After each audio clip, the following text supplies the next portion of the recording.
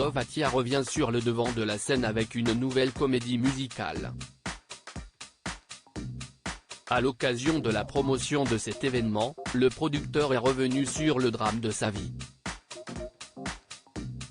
En effet, en 2013, un homme perd la vie lors de la comédie 1789, Les Amants de la Bastille, organisée au Palais des Sports.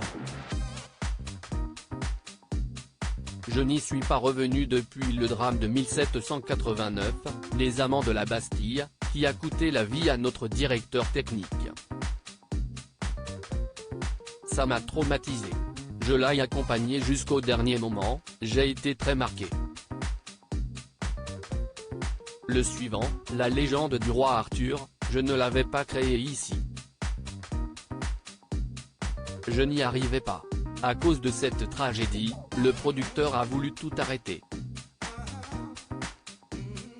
Dovahkiah a bien eu du mal à se replonger dans ses projets. Oui, j'ai voulu tout arrêter. C'est un traumatisme. Ça a été très dur pour tous.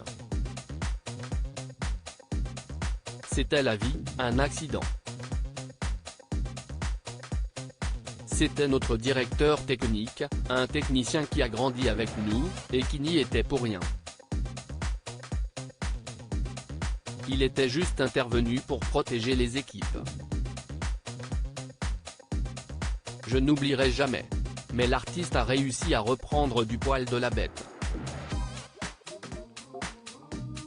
Un spectacle, la légende du roi Arthur, au Palais des Congrès, mais, déjà, je voulais arrêter.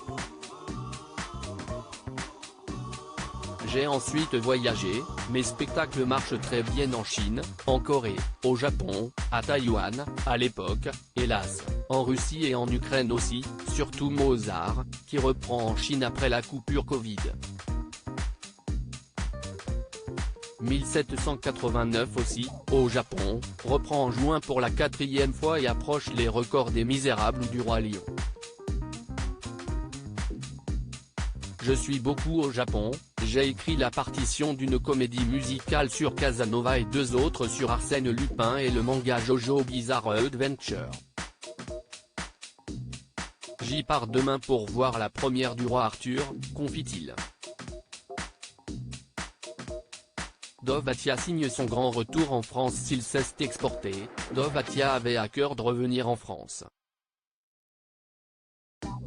La nouveauté, quelque chose que je n'aille jamais fait.